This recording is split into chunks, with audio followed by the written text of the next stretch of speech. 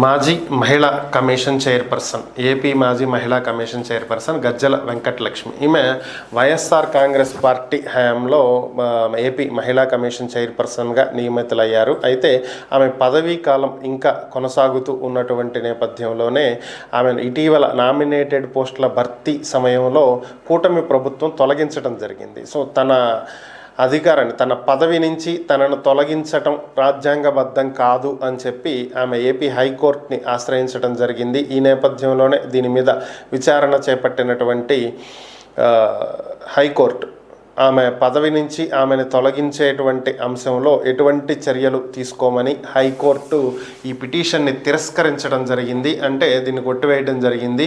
So ఈ పదవి నుంచి తొలగించవద్దు అని చెప్పి ఆదేశాలు ఇవ్వలేమని, సో ఖచ్చితంగా ఇది రాజ్యాంగబద్ధమేనని, తొలగించేటువంటి హక్కు ఉంటుంది అన్నట్లుగానే హైకోర్టు ఈ జడ్జిమెంట్ ఇచ్చింది అని అనుకోవచ్చు, ఈ పిటిషన్ని తిరస్కరించడం ద్వారా.